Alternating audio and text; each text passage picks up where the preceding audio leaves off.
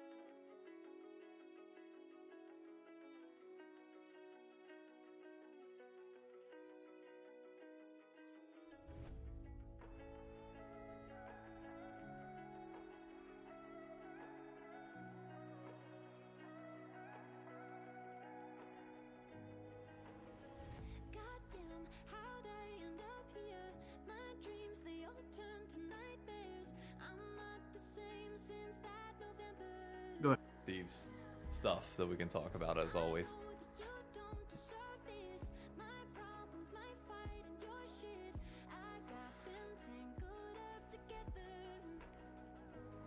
All right, Paul, you ready to swap chats?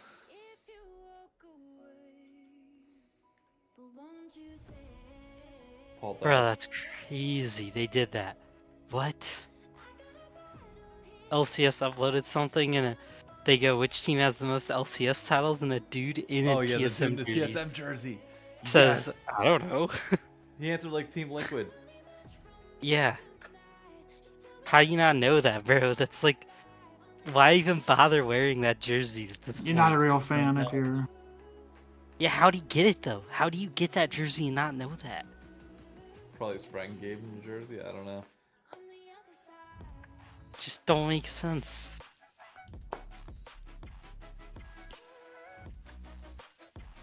All right, let's swap over. Goodbye, Paul. See you.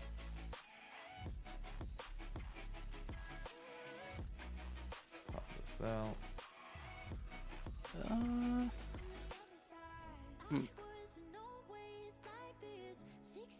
I'll do some digging, but I don't know where my camera is for a second. No. Way to go, dumbass.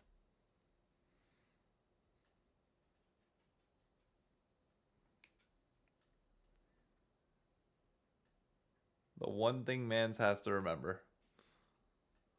Well, I've had a lot of things to remember when I move. Yeah, you're not wrong. I feel like I'm going to be lazy today. I'm going to drop the camera a little bit. Spent about 2 hours trying to figure out the dishwasher today, bro. Because it's not fully locked in place.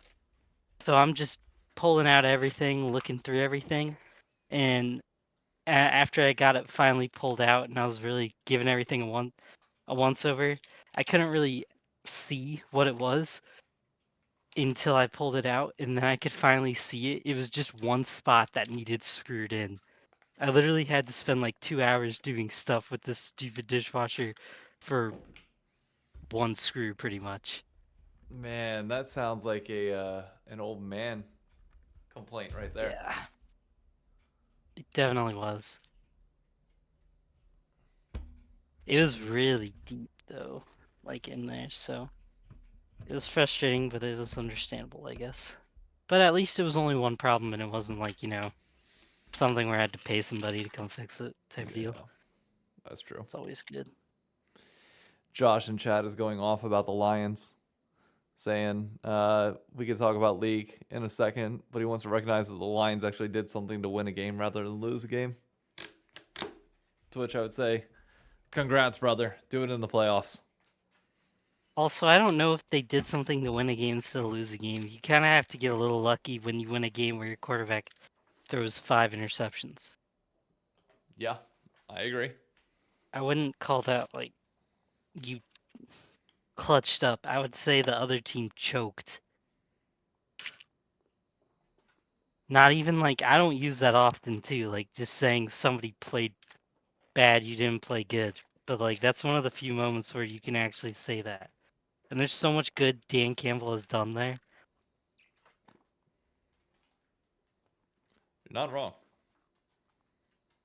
It was not only that, but also the fact that the Vikings found a way to win without scoring a touchdown. Yeah, that was also like same type of vibe. No?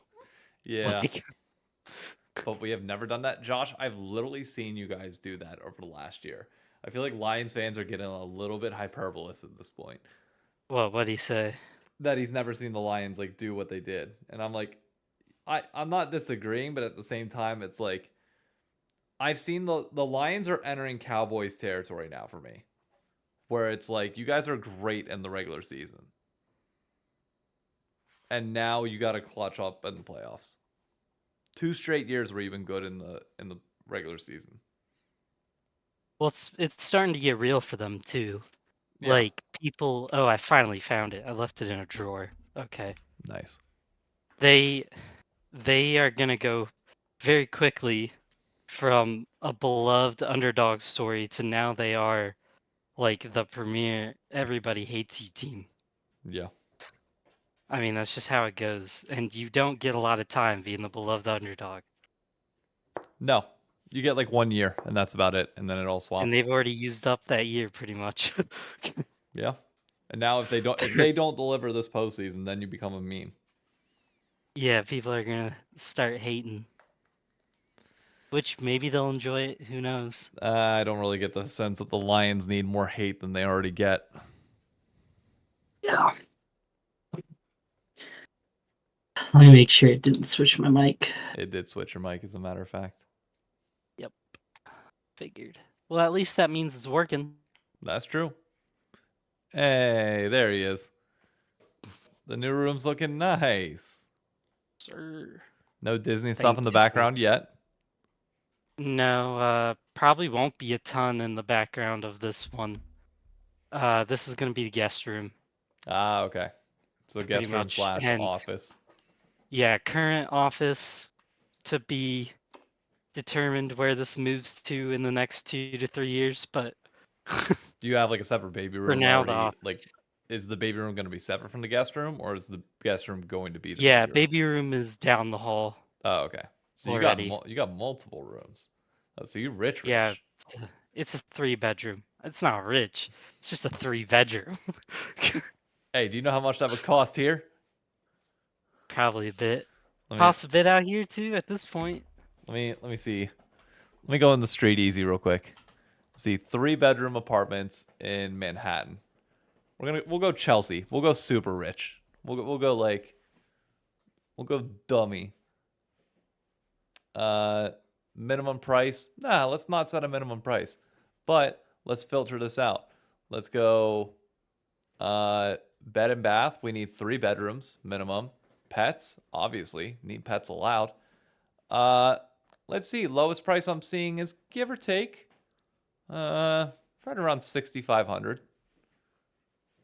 A month? Yeah. That's silly, bro. Oh no, sorry, that's low actually. The average is closer to about 10.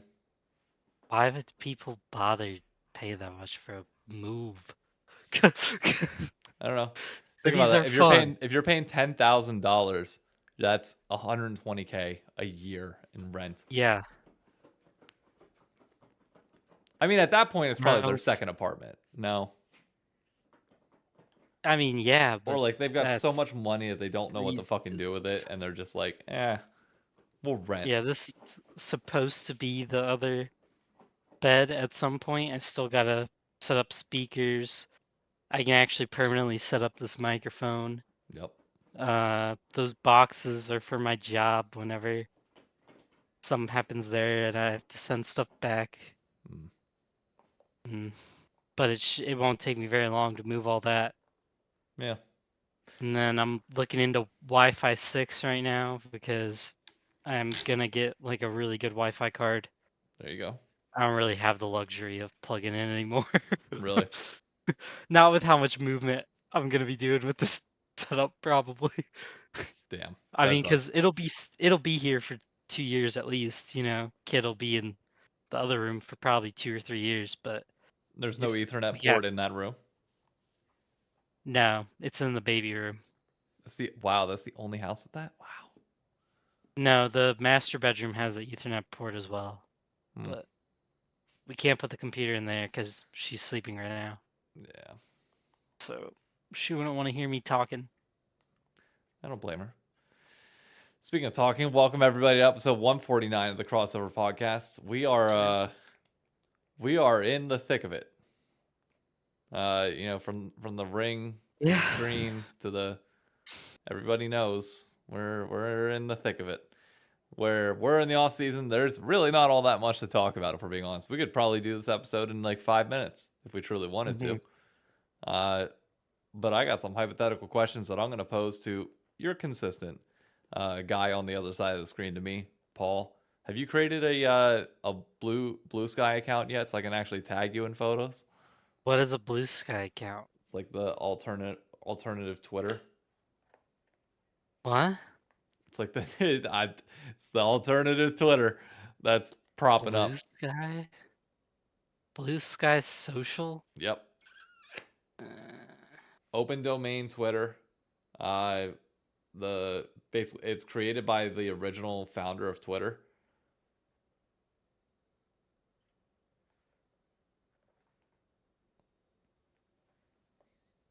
Wait, is it like just Twitter, or is it it? literally is just like old school Twitter. It's just a copycat of Twitter. Yeah, except with the normal like social media guidelines pre like Elon just like letting shit rip. Bro, this is literally just Twitter. Yeah. no, it's just this is every single tweet I've seen so far. Okay, there's finally one joke. Nope. Nope, another political joke. Alright, here's just a joke. Nope, that ended up being a political joke. They're all just political stuff, bro. Is this just what Mark Cuban had to have secretly funded this just so he could try to be his own Elon? I don't know. I refuse to believe it's anything different because Mark Cuban is the first whatever they call theirs on here. He's the first tweet. But It's unironically, just the first tweet that I saw was actually Matt Getz. Because I checked like out, the guy yeah, like the House of or a Representatives joke guy. about him. No, like his post, like whenever he got Oh. announced, when Trump announced that he was going to be attorney or his nomination for attorney general, that was right around the time that I was creating the account, and I opened up the site, and the first thing is like his Blue Sky post, the same thing that he said on This is Twitter. old. Blue Sky has like been around for a year. It's been around for a bit, Oh. yeah, but it's the only one that's apparently had staying power. Will it replace Twitter? Doubt it. Highly doubt it. But we'll see. Certain That's funny. communities They are need to work apparently on their. They need to work on their location, info dumping abilities, because if they're giving you Matt Gates stuff and they're giving me Mark Cuban tweets, they need to flip that geographically. No. Come on, the average Indiana person. Bro, Well, to be there's fair, this was logged in via a incognito window with no location allowed on my work laptop. So I could see why it Oh, couldn't okay. pin me to anything at all. So I get why it was like that, but I must be more blue pilled than I thought because they are making me feel like I'm the most what is it called? I'm the most best middleman of all time. No. I mean, it's going to be very blue pill because it's like Twitter I mean, there's no denying Oh, Twitter sure. has gone like far right in terms of like the average audience. Yeah. So I mean, Elon literally purposefully is doing that. I Yeah. don't know why, but he is. because I couldn't tell you. Honestly, I couldn't tell you. But This yeah, one's funny. people are Trump wondering. nomination of Matt Gaetz raises eyebrows, and it's him just stuck with his stupid eyebrows. But yeah, people are wondering if that's going to take the place potentially of Twitter and become an alternative. Travis Gafford said that he's expecting like Riot to start posting on there really consistently and swap some of their stuff over, which I think that's always going to be the big tell. If companies start going over, you could see the culture start to shift over as well. I don't know. Mhm. Because like short form thread content's always going to be around. It's also like the home of like sports and live reactions. Yeah. Like FlyQuest does something at Worlds, we're all going on fucking Twitter to freak out. Yep. So there's got to be a site for that. Yeah, there's so many people on here. Okay, the farther you scroll, eventually they quit doing Yeah, you can customize it a little bit political more. stuff. But I mean, it makes sense. Like they're all jumping over right now. Yeah. You know what I mean? It's gonna be what it is. Yeah. Interesting. I didn't even know this was a thing. Yeah, you're welcome. Yeah, I'm not making another account. I already need to quit Twitter as is. I mean, you're telling that to the guy who spends way too much fucking time on social media. I mean, there's a reason I haven't made a TikTok. It's because I know the second I make one, I'm toast, You're brother. cooked. Yeah. I'm completely done. There's no hope after I make a TikTok. I will say it was actually really nice during Worlds having TikTok because there were a lot more people posting about it. Just like fan reactions, like girlfriends posting their husbands and significant others watching Cadriel stream and just like Yeah. mocking them on social media, which was really cool. And now I'm in the heavy thick of Arcane TikTok where everything just seems to go viral. I didn't realize how we get a sense of how popular Arcane is because we're League players. But dude, every fucking hour there's another Arcane related tweet hitting 50, 60k likes on Twitter, 60k likes on TikTok. It's actually ridiculous. Like it's so No, weird it's to be true. in the middle of the cultural zeitgeist for once. Yep. And not just like small thing. Like I have people at work coming out to me being like, "I'm assuming you watched Arcane, right?" And it's like, "Yeah, I did. The league guy did watch the league thing. Yep, I did." No, it's for real. There's so much. TikTok is like a really good. I mean, it's good for people to get super cultured and just memes, I guess, because or Yeah. just what's going on, because it just floods you with so much info. But that's why I just know I can't put that in my life right now. And I'm not saying people who do are wrong because I use Instagram Reels still. Which is basically the Like same thing, just filtered sometimes, down. yeah, it's the same thing. I just try to limit myself on that, and I know if I had 3 different ways of getting Reels or TikTok type content in TikTok, Reels, and YouTube Shorts, right now I only have to battle 2 of them. Oh, dude, Adding a third, once you get TikTok, Instagram Reels, and YouTube Shorts become completely irrelevant.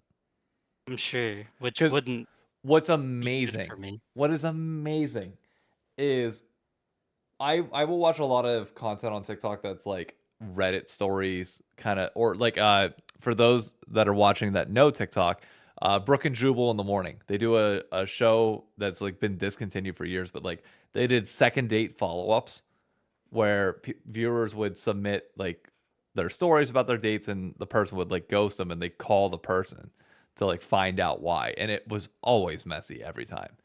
But like if there was ever a if it ended on a cliffhanger or there was a follow up, you can literally just go into the search and search and say follow up from my last video, and TikTok will immediately put it at the top of your feed. Dangerous. It's fucking wild. It's impressive. It's dangerous. Oh, 100%.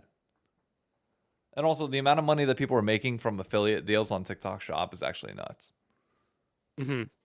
No, TikTok is like really good for creators, from what I understand. Of like the live streaming on there, people just make buku bucks on it with like pretty. I'm not saying I don't mean this as a slight, but it's fairly low effort stuff they're doing, and they're making a lot of money.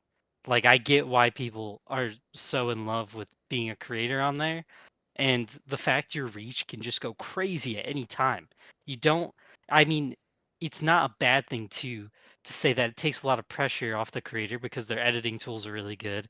Their their style is really good. It's quick and fast videos. You don't have to sit there and write a script for a 10-minute video like YouTube, to get the like actual good tiers. You just have to write a script for a 2-minute video or just off the cuff it like you do Yeah, sometimes with that's all. walking around New York City. I have never Yeah. once scripted a TikTok ever. Yeah. I And have it like the works. title in mind, but that's it.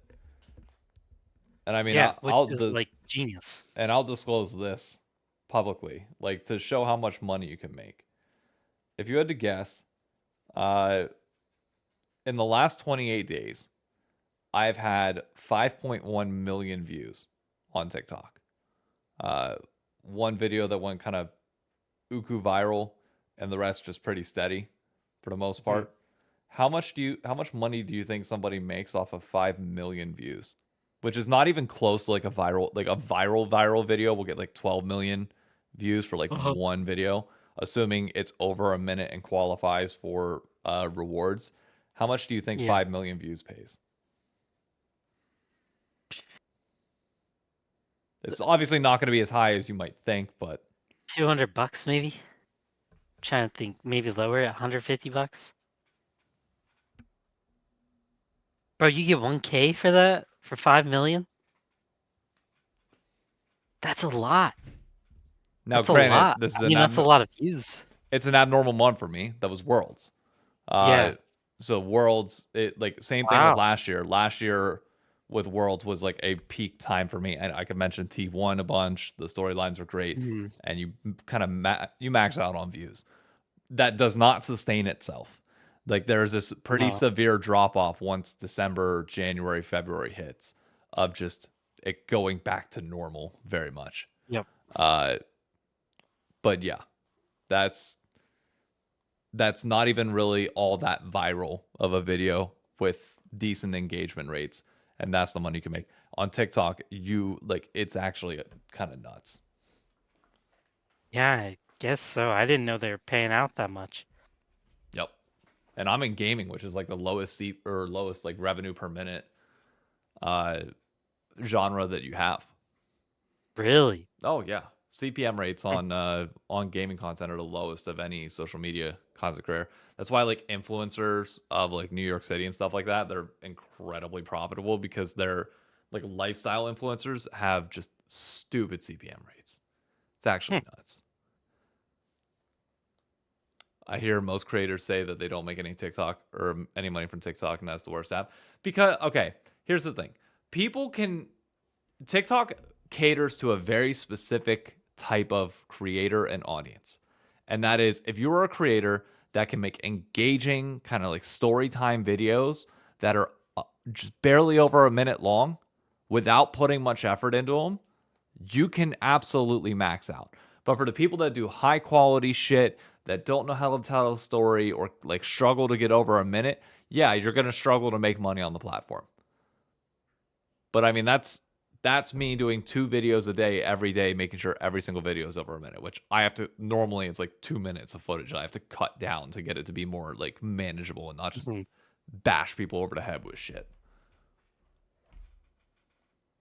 So yeah. No, that makes sense, but that is crazy to me. I didn't know TikTok was kind of popping like that. I knew they were popping, but I didn't know it was like wild money, buku bucks and stuff. I don't know if I call it grand buku bucks. It's good. Yeah, I guess it's not perfect, but it feels kind of Oh no, crazy. it does. Like in the grand scheme of things, like you're posting silly videos on the internet and you're getting paid a ton of money for it. So Yeah. but Oh no, my sneaky gobs got screwed. my man is playing Clash of Clans in the I know, I'm middle of sorry. a podcast. You Bro, it's Hammer Jam time. Hammer Jam time. Yes, Hammer Jam is like the event where right before they drop what is it? They drop a new town hall, which they're about to drop again, Town Hall 17. They will do an event where everything's half off. Like every building, walls included. And right now, they've never done it before. They added heroes. And yes, has Hammer Jam almost ruined my marriage during moving? Possibly. But these walls, bro, have never been cheaper. And I have to build them. Not in that way. I didn't think about how that would come off until I said it. And I have to build these walls, brother. They don't get cheaper. To put it in context, and Con was talking about YouTube viewership and how YouTube probably makes more money. If I had similar views, I just took my CPM rates here, and maybe it'd be different if I got more. But over the last 30 days, I've had 176,000 views on YouTube. Now, granted, not all of that is monetizable content. My biggest viewed video is notably not monetizable because it was the reaction to the opening ceremony. So maybe that impacts it. But I would only make like 4,000 on 5 million views. Okay. But I guess if it's a monetizable video, then it would be a lot more. So I guess it's not really a fair compare. Like that's a great example of like what you mentioned of how like TikTok, doesn't pay the most. YouTube for reaction content also doesn't pay a lot because you get blocked for monetization 90% of the time. But like Really? normal video, yeah, oh yeah, absolutely. YouTube is known for like heavy copyrights.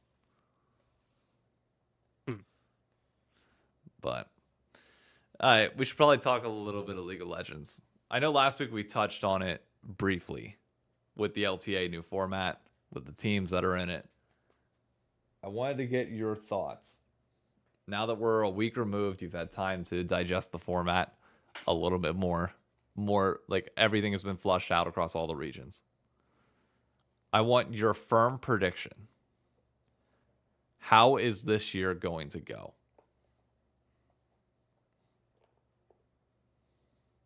They're all what? Well, I would say for this year, one, I'm gonna start with some of the content that they've been doing from listening to Marks, because he's been on a lot of podcasts, which is cool. I like having Marks there because we get a lot more info. But Oh no. Is it? some Uh-oh. Uh-oh. of it, in my mind, it's like Your internet just came back. Did it really? Yeah. Okay, I was gonna say Marks is doing all these podcasts. I think they're cool. I think they're probably a net gain for the audience because some of this is content we've never been able to see, right? Which is cool. Yep. But I'm also like in the mindset of lately, I've been like, oh man, like the way they're handling the 100 Thieves thing is just so strange to me. Oh, it's really strange to me. And I'm not fully blaming them. I think 100 Thieves has their own faults that they're answering for as well. And I understand why they're answering for the things they're answering for. But I do have gripes with the way they've almost semi. I hate saying it this way, but they've almost semi allowed 100 Thieves to do a really weird thing for fans, Yeah. especially coming into a new era. And I just think this era is very like fragile for the esports space, and we're not really in a place where we need to be trolling with the newcomers and kind of being like, hey, you should be a fan of this one team who also doesn't really know what they want to be in the league anymore, and they're actually talking about leaving, but also they might not. We're making our conference kind of look a little weird when we're like telling people you should watch this league that realistically one of the teams in it doesn't matter. If we're being honest, a lot of new fans who join because of DSG will be cool, but I'm worried about what happens when they learn that they could get demoted, and it kind of sounds like their roster isn't going to be better than some of the NACL ones.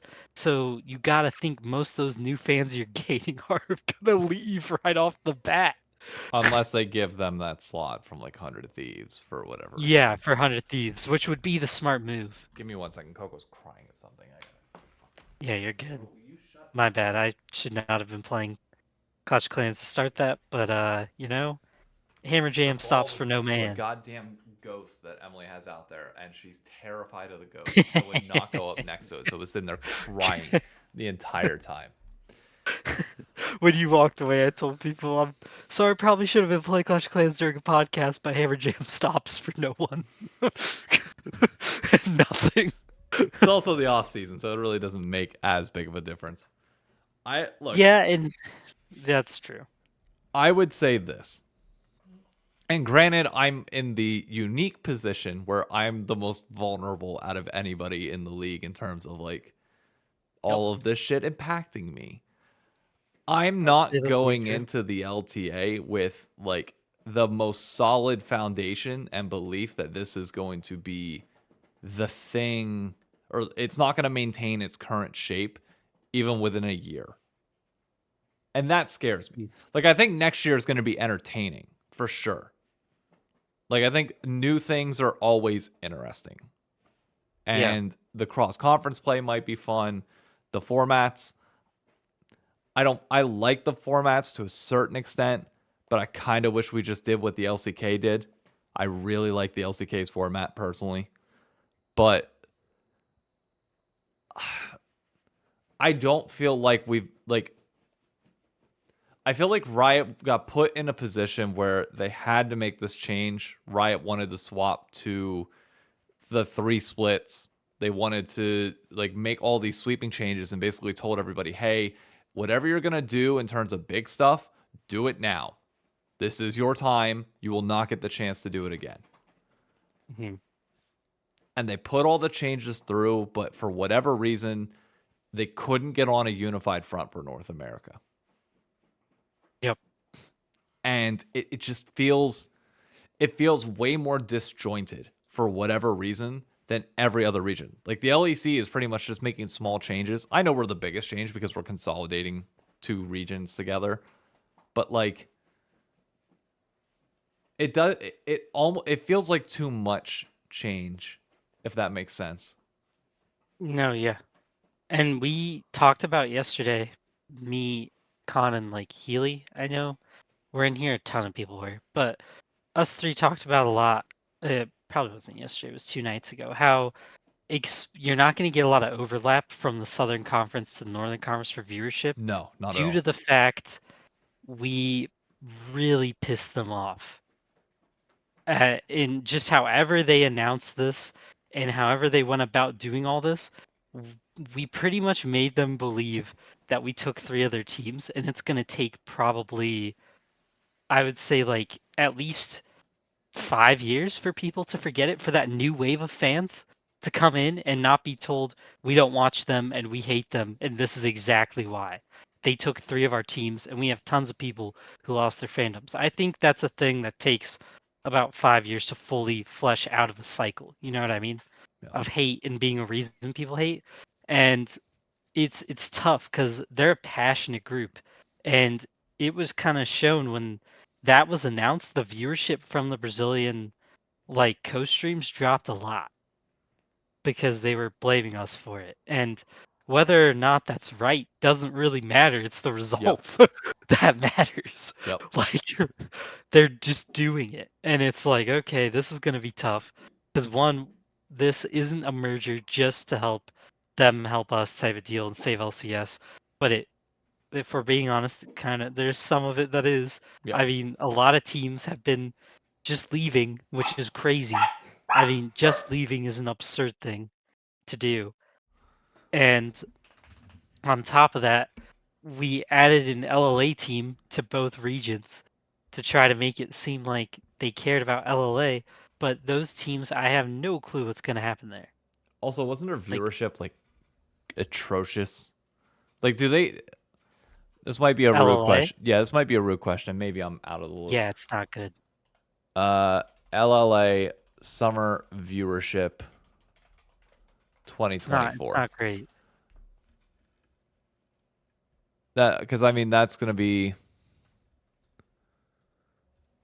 I need to find what the number is because like I don't remember them having. I would watch some games. They were around like, but their most popular teams would hit like maybe 17-ish, and they played on weeknights. It was kind of weird.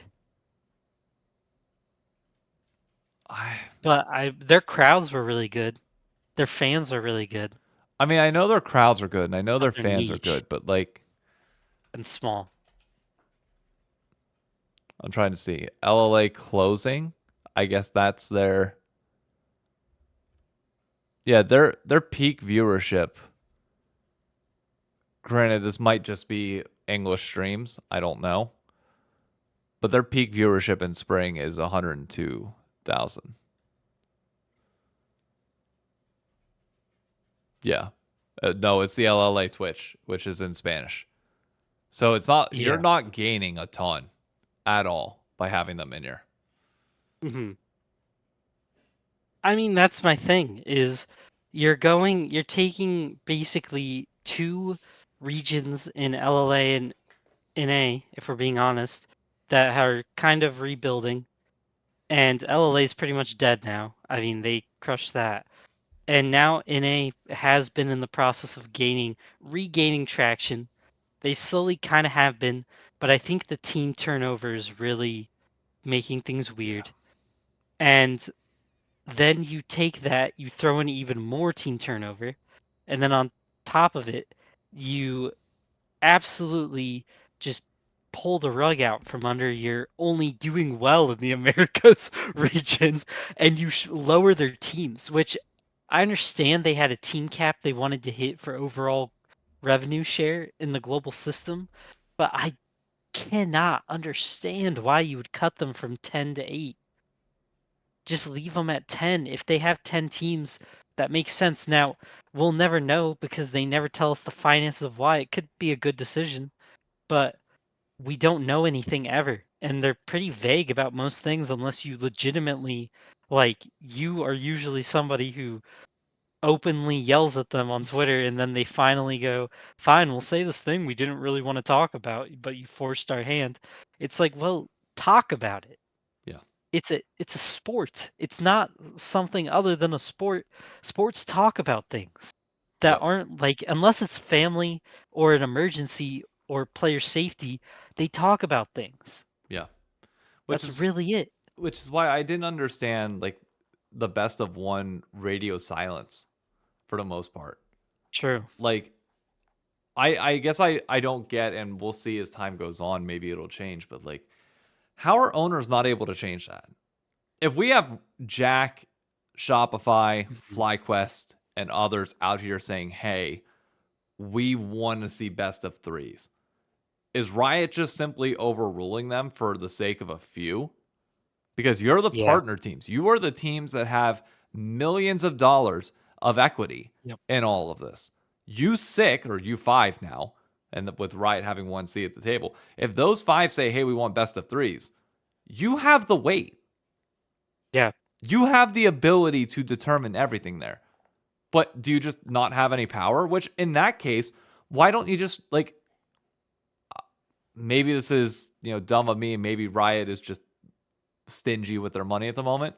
Wouldn't it just be in everybody's best interest at that point for all slots to get sold back to Riot? Yep. You pick your partners, Yep. you get Yeah. rid of the equity But- portion of it. You get like, it's the biggest reason why slots kept getting sold is like there was this underlying, like in the back of the mind thing saying like, hey, you got this asset that can go on market for $13 million. You got this thing for $13 million. We don't know if it's ever going to appreciate above that, but like, you got it there. We need that. We should take the money. We could sell. We could take the money whenever we really need it right now. We really need that money. Yeah. And like, why not just buy them all back? Why not eat the, like, I know it sucks. I know it, like, for Riot, it's definitely like a slap in the face if they have to do it. But just like for North America, buy them all back. Buy the remaining 5, partner out the slots, and then guess what? You'll find out who wants to be there real fucking quick. Because now, no, you can't make any money off that slot. There's nothing you can do about that. If you're there because you want to fucking be there. Yep. Which it would be really nice, I think, for fans too, because right now you're kind of sitting here, and if you're someone like me, you've lost 2 teams in the last year. That can't be great. Nope. If you're someone like you're on your second team who seems like they're 1 foot out the door. And like I said earlier, if you're a new fan coming into DSG who is making absolute waves right now, genuinely no clue if they will survive that relegation tourney. And as fun as people like the idea of relegation is so tough for fan building. Oh, it's terrible for it. It's really tough. And some people are going to disagree with that. They're going to say, no, it's really good. It means the fans will stick around. But not everybody's trying to watch Tier 2 anything. No. Like, No. it's just how it is. But and I'm not trying to like hate on people who like Tier 2. I just mean not everybody's here like, man, I really hope I watch my team go through the lower leagues to get back to this one spot. Yep. Because of just how life is. That kind of sucks. But it is one of those things where I'm hoping Riot plays this right and they incentivize some of these teams to stick around, because to be honest, we're slowly building back. Like we are. This should be a time of hope for North Americans, because this is the best we've performed in a while, and you need to, at least you could feel confident in that. Our rookies look pretty good.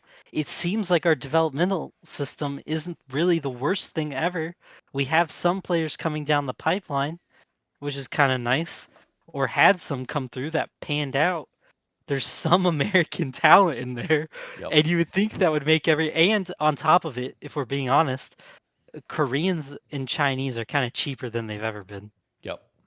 Like, if we're being real, and European players are kind of cheap. Like, you can get players, everyone's evening out on a monetary scale.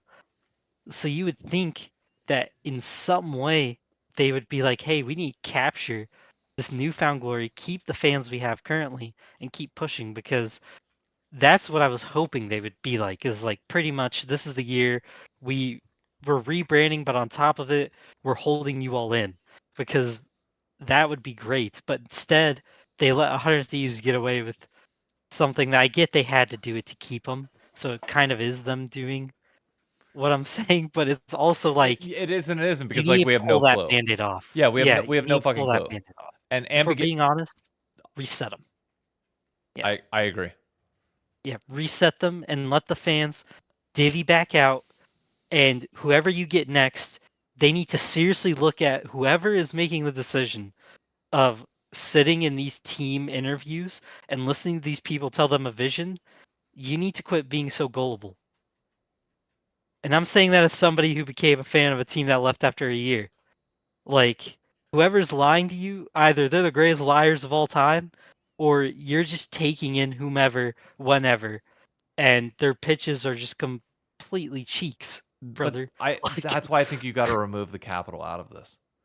Because why are they lying? Probably. Like, why would NRG lie? Yeah, they just want the money. Bingo. Yeah. Remove the money out of it. Or like the money that Yep. you get is like money that you're like there for being a part of the league and like growing a fandom. Yep. Like that should be the part that's the focus. But because you are still holding these slots with equity, it's fucking it. Like the problem is, if we were a thriving esport, then it's not an issue. If teams want to sell for 50, 60 million, go right ahead. We have enough people in the ecosystem that it's fine and you can handle the turnover. But like Mhm. people don't see it as an asset that they want to hold on to for a long period of time, which I think is Yep. dumb. And I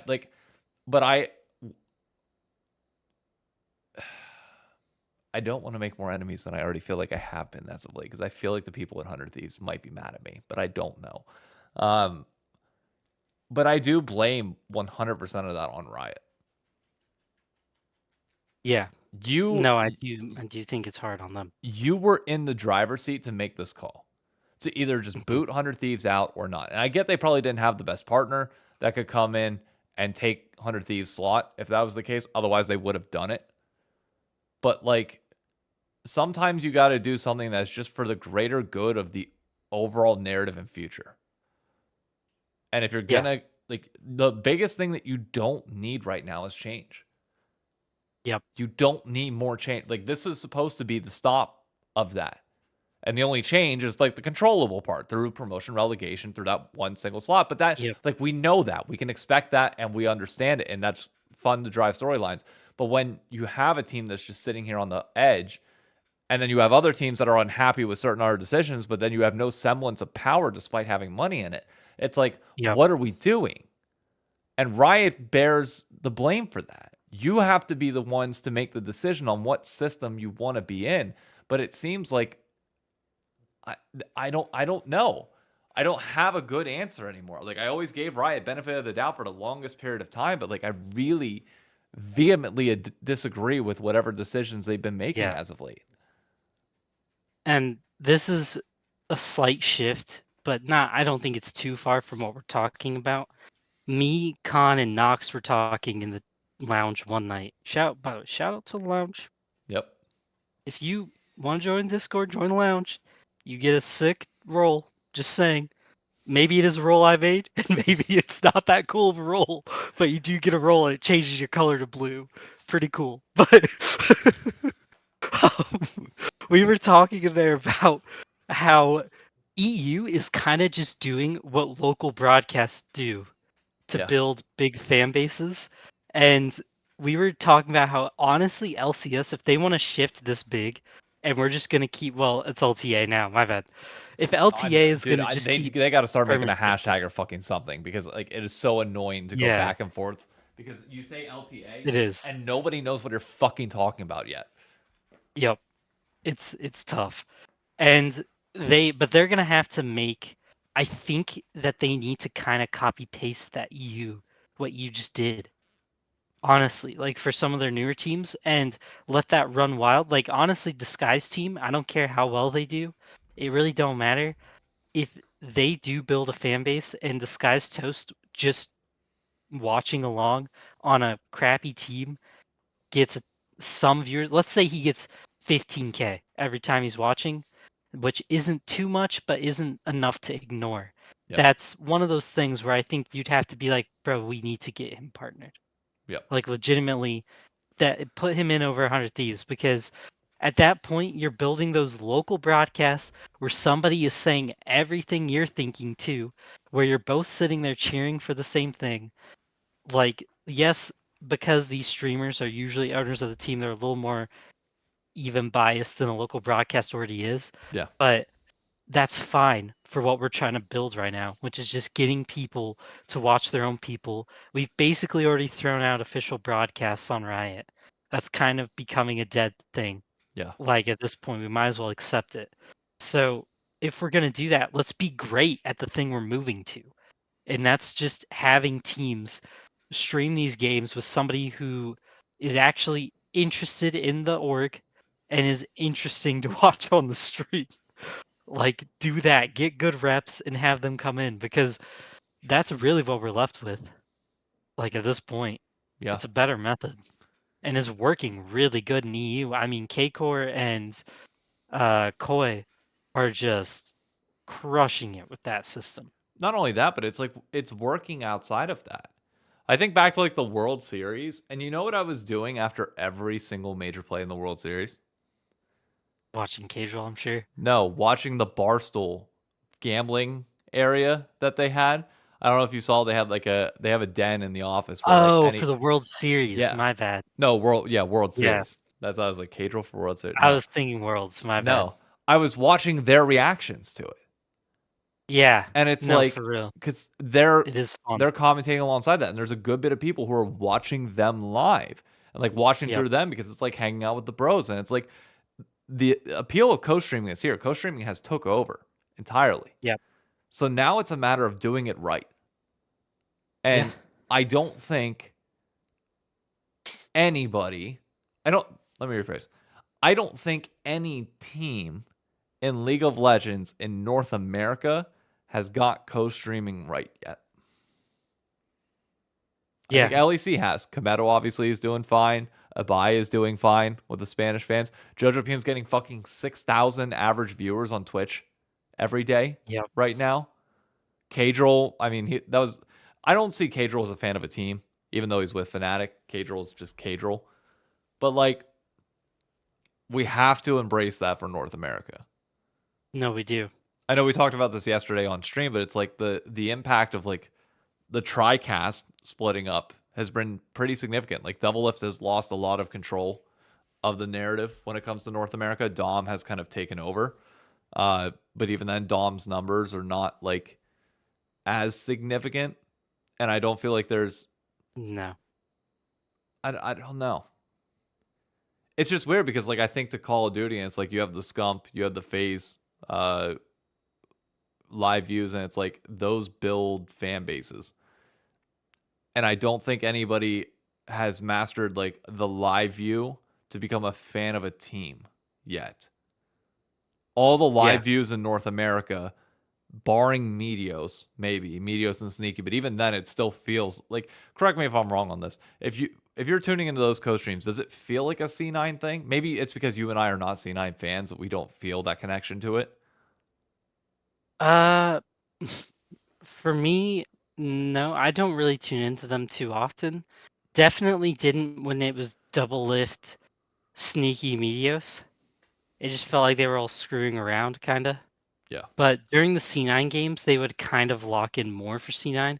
But I don't think C9 fans like watch them specifically. Like, I don't know many C9 fans who are sitting there going like, "Bro, I gotta tune into Sneaky Meteos for this big C9 game." Yeah. But Like, like, are they even popping off much during C9 games? I don't think so. I think it's like 4 or 5,000 Usually they're views. sitting. I was gonna say like 3K. But like, that's my thing where it's like, there's no. But like, when I think about a buy, like when I'm tuning into an Abai stream, I'm Oh tuning yeah. in to watch Mad Lions and watch Abai Yeah. watch Mad Lions. Kometo, I'm tuning in to see him watch K Corp. Yep. Disguise, I will be watching Disguise reaction to any time that Disguise plays. Like, Yep. that's the appeal of it. But I don't feel like anybody else has effectively done a good job at that yet. No, I mean FlyQuest pays LS, but what's the point, man? I He doesn't feel like a FlyQuest thing at all. he Nobody thinks he is. No, that's the thing. Like, he is the one where I have not been able to wrap my brain around. Like, I know he's FlyQuest, obviously. All of his patch note videos go on the FlyQuest channel. And like, Yep. FlyQuest tried to organize it so where like he got interviews with FlyQuest players afterwards. But like, it's another example where I feel like he was too big when he came into FlyQuest that I can't associate the brand fully with him. It's more just LS. Yep. And he's not really. I think his what is it? His cred in NA is not very good It's definitely anymore. gone down from where it was. Like, it's not. I'm not saying it's terrible. Like, he couldn't get anybody to watch. Like, he has fans and he has a pretty big base sometimes. But I don't think NA people really like watching him that much. He completely pisses off the C9 fans of old. He would usually piss off the TSM fans of old. Like, he doesn't. I don't know if TL fans really care for him enough to watch him consistently. But I know usually TL fans are the most chill with him. But I don't think TL fans watch him in droves type of deal. No. Like, they usually watch Double Lift streams. And it's not But like even Double Lift kind of screwed himself. I mean, he says so much negative stuff about TSM and TL days and always has something dramatic to say. Like, the two bigger orgs of fan bases that he could have latched onto and really, like, you know, kind of locked into co-streaming, he just kept going like, yeah, the org you like, there's this person who works in it that I hate. And it would be like, for TL, I'd be like, this is the most random thing ever. Like, TL's not even bad people. You can at least do that for TSM. Yeah. But TL's crazy. I mean, at this point he's burned every bridge. Yeah. Because like TL, he's now that he went after Dodo and like said that like Dodo blocked him from being on the roster compared to Yawn, and then TL does well, like immediately you start seeing Double Lift's stock tank. But like, had TL done bad, then maybe there was an argument for, hey, maybe Yawn shouldn't have been in there instead of Double Lift. But like, when you staked your entire reputation on that claim, and now that you're done playing and you don't have an option anymore, it's like, now what? And like, sure, Double It, like, to Stinky's point, as he just said in chat, Double It doesn't need a team affiliation. Double It fans are fans of him, yes. But like, when we're talking about developing the future of LoL esports in North America, it's weird to say, but I don't see a world where Double It solidly fits into that. Yeah, and it is like, I get what he means, right? In the sense of exactly what you said. He doesn't need them. No. But why would you like burn the bridge of that much potential viewership? Yeah. It just doesn't make sense to me. Why you would sit there and go, I could have two of the biggest fan bases in the league watch me and maybe eat a lot of those TSM people who have no team and try to feed them into a team. And instead of taking that mantle, he chose the mantle of like, I just want people who like me, which is fine. But And hey, it's also like, it will lead him to a great career. yeah, His social will. media, he'll be able to It'll live be off of fine. YouTube forever, and that's fine. Yeah. He probably doesn't need much money if he was smart with his money. Yeah, I mean, Like, you would assume. And yeah. Lena's still working a high-end job at Well, Sentinels. yeah, I was gonna say maybe if he's smart with his money, but if we've seen the way Lena runs things, maybe they're not saving their money very well. Wasn't she like losing $1 million a month at some Yeah, I months? don't know how true that is now, but it was at one point. Yeah. I mean, I'm sure they're fine now, right? Like, gotta be. They're still around, at least. I don't know. But It's just weird uh, because I yeah. don't. We're Knox said a good point. He answered our sneaky question. 2C9 people like me said sneaky's just gotten weirder and weirder. Does not interest me. Yeah, I mean, it's also weirder as you get older boring. too. Like Yeah, we're sneaky's all aging a little bit kind more, of so where like yeah. the edgelord stuff starts to get a little bit like Yeah, that point I made today about Dantes, yeah, where I was like, I just think I'm too old for Dantes style humor. Like even for Tyler One now, I'm way too old for what Tyler One does, where he just screams about League of Legends. I yep, mean, since he's had the kid, allegedly one of my buddies says he's starting to calm down. But it's like I quit watching him so long ago, same. and I had a crazy sub streak on him too. It was like 4 years. Dang. But I like eventually I got to a point where I was just like, man, I'm watching a dude scream at a video game. Like this is getting a little wild for me. Like not even scream healthy, like legitimately addictively scream at the game. Yeah. And whatever Dantes does is Tyler One on steroids. Yeah. Like it's some wild stuff. Now I'm sure he'll build if he brings in fans, it's worth it, right? As long as he doesn't besmirch the image too far. Like if he's going on stage at events and like humping plushies, I'm Oh, gonna be like, okay, dude, we get you're edgy. Like, chill out. Just relax for 5 seconds. yeah. Like, he's one of those people who could benefit a lot from joining the military because they could bully him into when it's okay to be weird. Like, that's all he needs is somebody to bully him into this is when you can be weird. This is when you gotta be a little serious. If you're a little serious at this point, you can be really weird here. But if you're always really weird and you let it get to over here, it's tossed. You've tossed it all. It's all over. Like, and that's all he needs is a little bit of that. And maybe somebody will give him that. I mean, if they can get a good coach who like isn't just a memer, but actually can like kind of change their brains a little, Yeah. that'd be sick. And if his therapy goes well, isn't he allegedly in therapy? I don't fucking know. I mean, should be. I pay no attention to what Dantes does at this Should point. be. There's no point.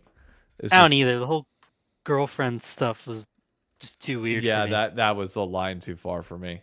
Like I followed him off and on because of like the Dantes Invitational thing Yep, last year, but that then thing was like fun.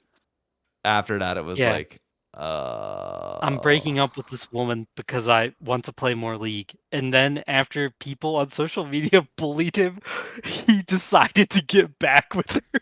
And I was like, bro, don't let this be why. Please don't let this be why. And he was like, but we're getting therapy together. I was like, sure, do what you gotta do for you, I guess. I mean, if the therapist is good, then hopefully it's all good, but yeah. he's a strange one. I do know Beans is excited for him. So What I for mean, for Dantes? the viewership coming in, For not for the person he for is. tier 2, go right ahead. Like you enjoy Yeah, that viewership all you want. Go right ahead. I don't think it's going to it's a be a good brand that's able to bump build. for them. No, it Yeah, is. probably it's gonna be tough because the second anyone our age watches what they're doing, You got to tune out it's gonna immediately. yeah, you're gonna well like yeah, if you watch I guess not what they're doing in the games, but deeper, it's like, oh, this is like some wild child stuff. Good luck with you guys. Like it's not like TSM Cribs, back in the day where Yep. it was like, oh, this is crazy stuff, but any age range could watch it and think it was kind of entertaining. Yep. Like this is like just kind of psycho humor sometimes, but it's not the end of the world. I mean, could be okay. I don't know. I was looking up to see because I was thinking about it, I was like, maybe that's why I struggle to connect with some teams in terms of content creators. Maybe I'm too old for this shit. No, it looks in Ludwig is 29. So, no. Definitely not. Well, yeah, and I'm not like using the too old, trying to use it No, I as an mean excuse but for it's something that I've everything, been but thinking I think about. it does happen. As I hit 30, it was like, do you at some point are you too old to, do the content route? And then I was like, that's fucking dumb. Like the biggest content Yeah. creators, quote unquote, in the world, like Travis Kelsey, and all of them, they're like when you get into broadcasting, you could literally do that until you're old. Yeah, As and long as you're Pat didn't passionate start about till it. he was 30. Exactly. Now, granted, Pat had a really, really good professional career Yeah. before he got started, but he didn't start broadcasting till he was 30, and he's probably no, not probably. He is the most influential sports media member right now. Yep. I mean, he's changed the game of sports media. Yep. Not even over exaggerating, but it is hilarious because you got guys like Kai, who's he's 20 something, young 20s dude, Yep. which I was shocked about. I thought he was like older.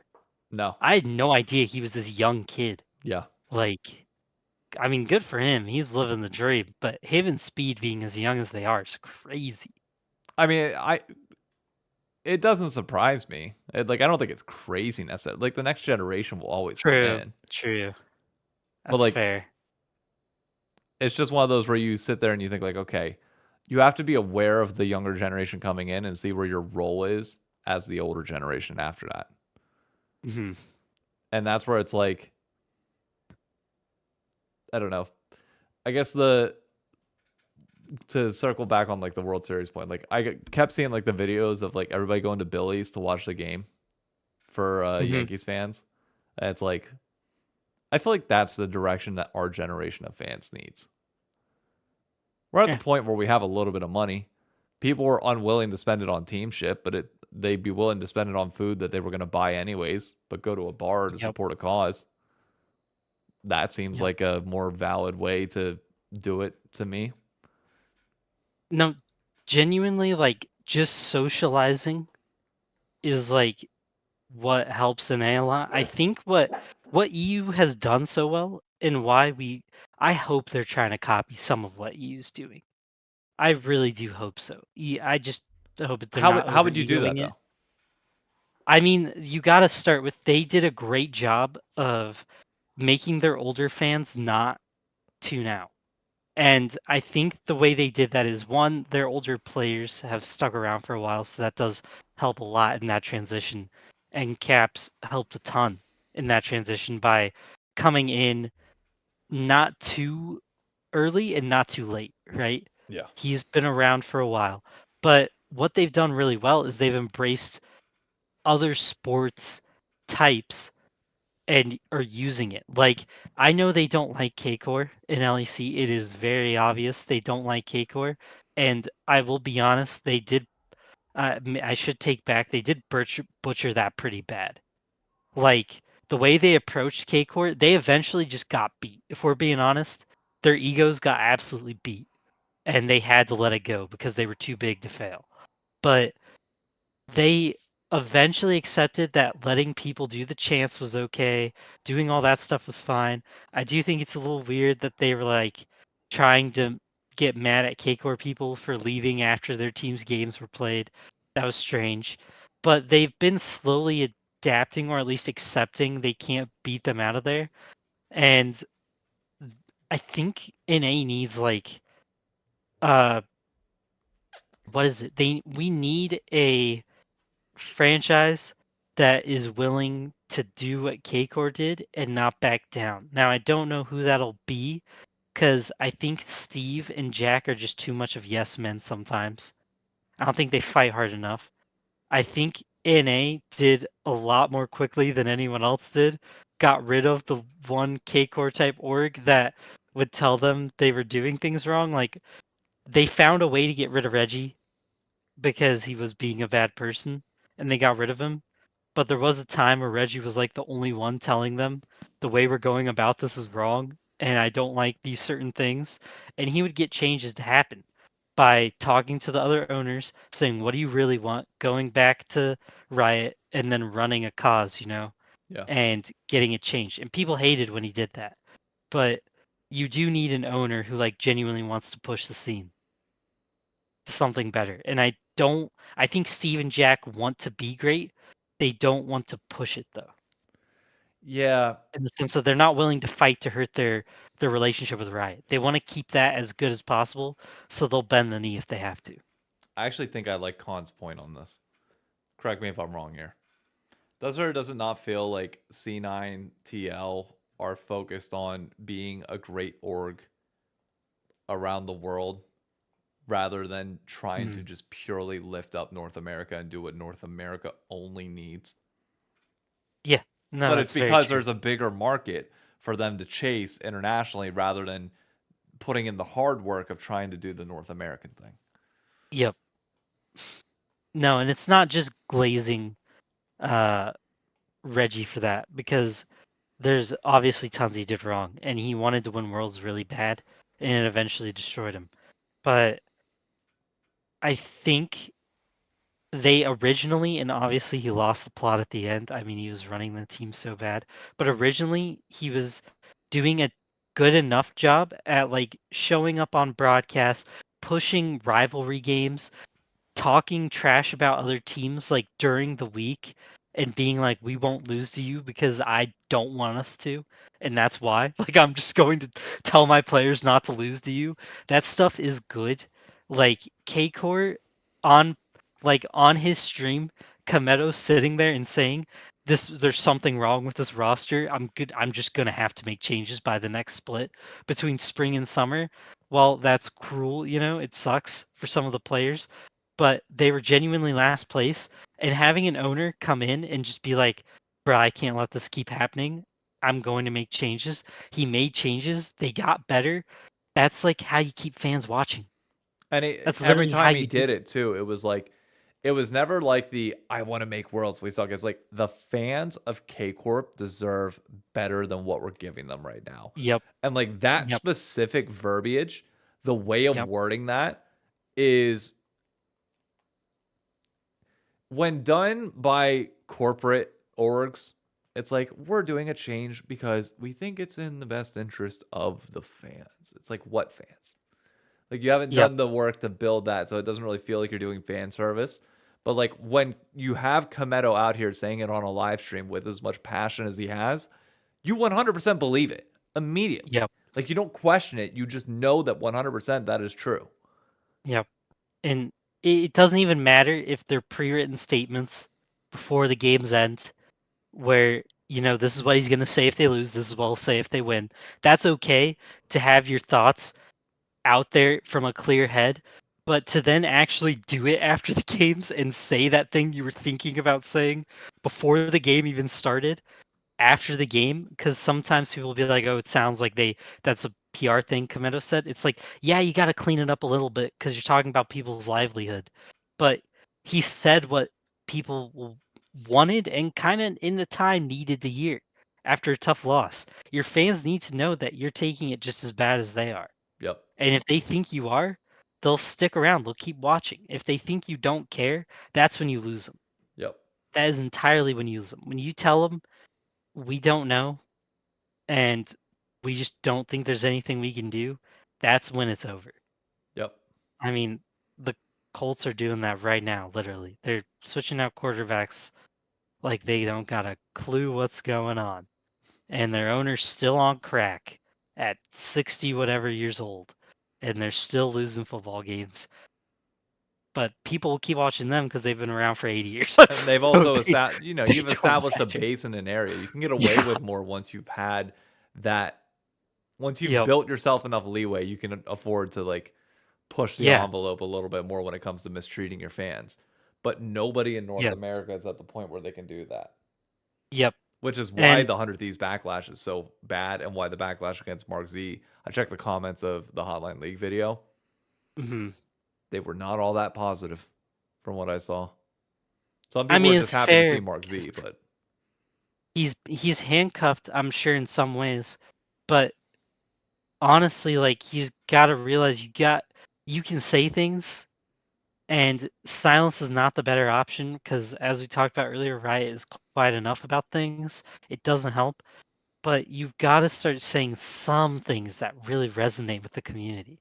Like, not just talking about why you think statistically why best of ones will be better for blah blah blah.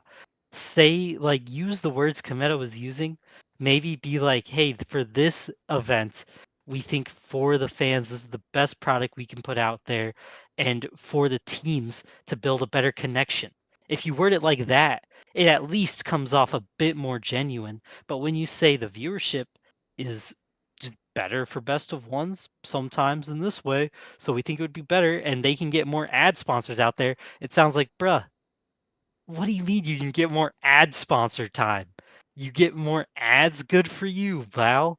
Like, I'm not here for you to get more ad sponsor time. This league isn't at the point where we should be stressing about our ad sponsors. I get we want to get to financial stability, but like, at what point do we care about putting out a competitive product that's also entertaining on top of it and Yep. is growing? Like, those are the three things we need to be doing. Just competition, growth, and fan engagement. That's Yep. about it. Focus on that. There's no world And where you not can competition worldwide, competition in the domestically. league. Yeah. Yeah. Has to be domestic. Yeah. There's no world where you can sit here and tell me that 2 best of ones is better than a best of 3. Oh, no I don't way. I They like know. I think that's just utter bullshit Yeah, entirely. they know. They know they're lying to you, but But I well, don't know if they do maybe to because him like he doesn't feel like he's Travis lying. genuinely believes that he prefers best of ones. Yeah, but I shouldn't say that. You have a good relationship with him, but You can say whatever you want. I have no problem talking to people and dealing he's with it. I think he's been kind of losing his grip on this particular scene for a while, and he's lost kind of his vision with the community, I think. Or he's lost the vision that the community really wants for quite a long time. I used to watch Travis Gafford a lot. Like, a lot, to the point where I have a photo from him, actually, from that Detroit LCS finals. Yep. I got one with him because I was so excited to see him. And it's been a long time since I've thought we've gotten passionate Travis Gafford content on League of Legends. It's definitely changed over to he has to pay the bills with it type of content, which is fair. I'm not knocking that. If you got to pay the bills, you got to pay the bills.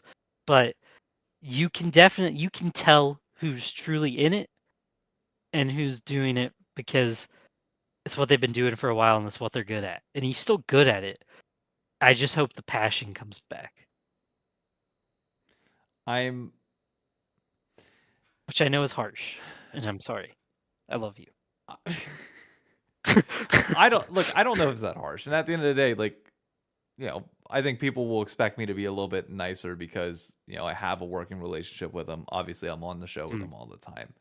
Yeah, and he gave you a good opportunity. Yeah. So like I'm not gonna sit here and say that like I wouldn't like I would treat him with more respect because he's given me respect than Yep. other people. But him and I have always deferred on how we see the future of the league and what we value as important. And I think it's for me, I don't know if it's because he's lost passion or maybe he's coming to the realization that maybe I was right. That growing that in-person team specific fandom is going to be your way to grow things because everything else online is not working. The money's leaving, the teams are leaving, and everything that you've done over the last 6 years, like they kind of joked about it whenever I said it because I was like, it hasn't worked. Like what we've been doing for the last 6 years has not worked. What makes you think going back to best of ones will make it work again? And they're like, oh well, we fed everybody in the LCS for the last 6 years, but now we don't have to. It's like that's a really you're intentionally taking that in a different way than I mean, because there's Yeah. validity to what I'm saying. Yep. But feel Yep. free to choose as you believe. But like, at the end of the day, time will tell, and people's interest will go wherever that might be. Yep. I just No, I what don't you're believe in saying, his vision. I do think they're realize you. I mean, you're right, because when you watch K-Core build a stadium, and I know we keep using them as an example, but they are But the K Corp example X of what just it seems to happened, be so doing. it's fine too. Yeah, like you gotta sit there and be like, man, that's a cool vision. And on top of it all, it is insane to say that G2 has the biggest North American presence outside of LA. Don't get me fucking That's started on that. absurd. Don't get me fucking That is an started on that. absurd statement, and it's true. What I'm saying is 100% facts, and it should never be. There should never be a thing where G2 is the biggest North American presence outside of LA, especially when New York City is that big, bro. I know you live there, and we glaze NYC a lot, but But there's a the reason why they went to problem is, fucking Terminal 5. yeah, and it's not just NYC's population. You got to think about, bruh. There's New Jersey right there. Philly ain't too far away. Like, you got so many people in that tiny little area for America. That's the tiny area. Like, that you should really be trying to pump that up. It's crazy they don't. I think they Like, it realize is wild. I'm going to go out on a limb and say that that is going to drastically change this year. True. Terminal 5 was the right move, like, moving forward. But the thing is, it wasn't even just Terminal 5. Because G2 had a World's Finals fucking watch party in New York City while that event was going on. And I talked to the OS staff whenever we had our fucking Arcane watch party. And I asked him how was the capacity. He said they blocked off the back areas just because they wanted to like sell merch. But everything in front, they had probably close to like 100, maybe like 150 people. Dang. It was packed. And that's all people, Dang. because people were trying to resell the tickets from Terminal 5. And they were like trying to get them. People were like $350. I don't want to give up my ticket. Bro. They were going for $350 for free That's tickets. crazy. Free fucking tickets were going for $350. That's crazy. That should show you the demand. And I get it's World's Finals by all means, but like it doesn't take much from Riot to put their name on it. I'm nobody. I've been getting 100 people for LCS Finals.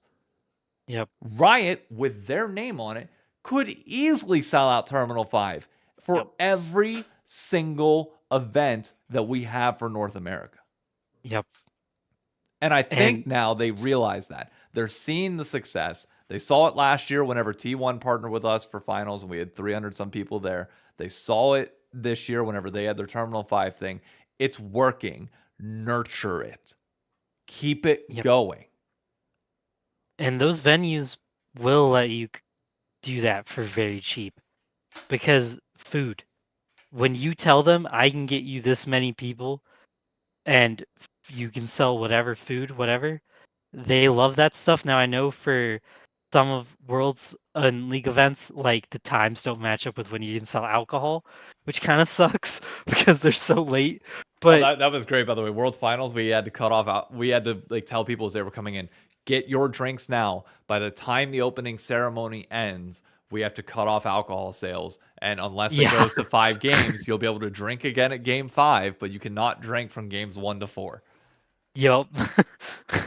Which is like crazy, but it was wild. It shows you though there's a path there. Like if we're talking LCS finals, like let's say you won't get close to 300, right? But let's say you get 100 people in a place. Oh, I if think you we tell get a business, I mean honestly, you probably could. But I was trying to be chill on it. But if you can tell a business, I can get you 100 people, bruh, who will want to buy, who are going to be sitting and watching TV. They want to buy food and drink. Like, here you go. Yes, they will 100% take your business, bro.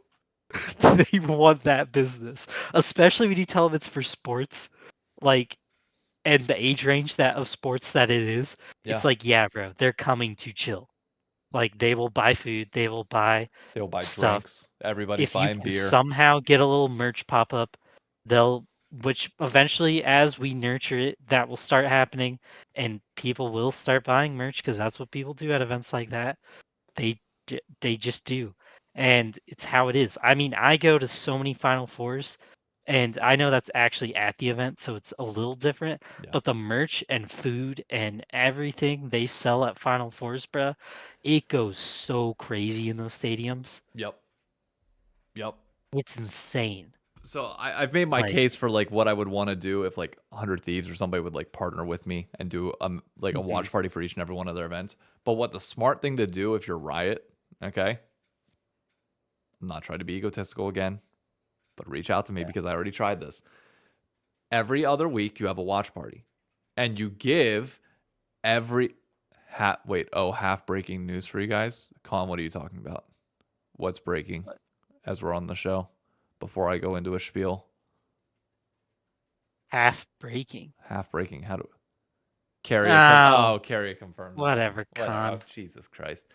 Anyways, but no. What would be smart is something that we tried back in 2022, or 2023, but I couldn't get good results on it because they made the swap to weekdays, and that is watch party every other weekend.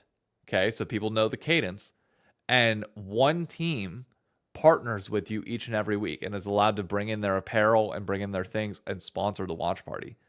But you get people in that habit of watching every single time.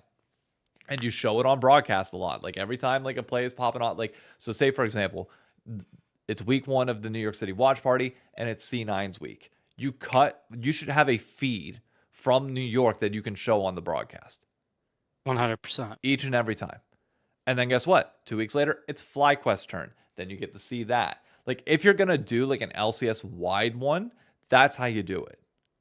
And you let each team get their chance. You don't let everybody come in all at once because I know they try and do that with like the LCS like broadcast days itself. But like you let one team partner with you for that particular one and then go from there. I still think the best way would be like have a fan or have a team fandom, but that's, apparently that's a pipe dream. So Makes sense. yeah. I mean, I don't know. It greatly. It just frustrated me that last year. What is the sound? That was so loud. What was that? Wait, It was Ticketmaster. I've been in Gosh. queue for Shane Gillis tickets for a while. Oh, nice. Well, we're over an hour and 20 minutes, so I'm comfortable ending this if you are. For everybody, next week, the 20th, we'll be good to go. The 27th, I mean, I'm not going home for Thanksgiving. I'll be here. But we could always move the podcast up earlier in the week. I'm assuming we'll have Roster Mania news sometime over the next week and a half, 2 weeks, as we get more information. We also might do a caller day. It's fun hanging out in the lounge and like letting everybody chat. It'd be fun to let people on here again, especially when we're in the off season and don't have as much going on. Yes. I might reach out once things are like formally announced and Roster Mania goes through. Try and bring in some like team managers, team leaders, maybe a player or two. Talk to them. Beans will come in relatively talk about soon to tier- give us another rundown. Yeah, tier 2 rundown. And also, Paul should finally watch Arcane so we can talk about it. So, Yeah, I gotta finish the moving stuff. I gotta get Sam. Trying to get a pregnant lady to convince herself that she doesn't miss the old apartment. She wanted to leave more than I did, and that she does want to live in this house has been harder than I expected. Mental warfare, but it's going fine. And then I'll finally get to it because we've been watching a lot of shows at night. have you watched Penguin yet? No, I need to. No. I haven't seen it yet. I did apply, or I did an interview for a new job though. If I get that one, I'll be home a lot more, so There you that'll go. be good. Hopefully you get it. Is this the same one Yep. as before? Or a different one? Yeah. Okay. Same one I was talking about earlier. I'll Alright. know that around sometime in December. Good for you. I'm still fighting for my promotion at work. I've been getting a lot of compliments as of late on bet. files and shit that I've been Good. cooking up that have been really, really helpful. I'm just praying to Good. God that eventually a promotion comes from it. We will see. But neat little pin that I got to celebrate Disney Plus being 5 years old. And I know you Disney freaks love your pins. Yeah, where'd you get a pin? Oh, Yeah, tell me it's not a sick your one. little second one. I cannot get a second one. It is one per person. I also need to Change your find. name. I cannot do that. I also have my Disney 100-year badge, like the 100 years of Disney with Dude, like that's David China sick. on it. Hmm. Everybody got one, even if you didn't work in the parks. They sent one out to everybody, which is really cool. I love the which one is it? That 100-year animation video they made on Disney Plus. That one smacked. They I had know that it's like a playing couple around the years old, office but all day whenever that came out. I think it was only yeah, last year. true. It was only last year. That one, when they did it, was so good. Oh, you knew. All right, stream. That's gonna be it for us. If any breaking news happens, you know to catch it on YouTube here as well as Sure. TikTok and on Twitter and Blue Sky, where I'll try and convince Paul to have an account, but we'll see. Catch y'all It later. just makes me think of Disney. Wait, what? Well, that's what Disney calls anything that they do. What is it? Any animation they do of something before they build it, they call it Blue Sky in Disney World. Leave it to the liberal left to create their social media platform and name it after a Disney thing. Yeah, they call them all Blue Sky renderings and stuff like that, models. Yeah. It's actually really cool, their Blue Sky stuff. I should stop. That was a joke. That was a joke, by the way, before anybody thinks that I'm Nate Shot. Yeah, I mean, actually give a shit about League of Legends. That's it. yeah. And Disney, I mean, hey, it makes sense to copy Disney. If you're gonna get in cahoots with one company, let's pick a good one. Yep.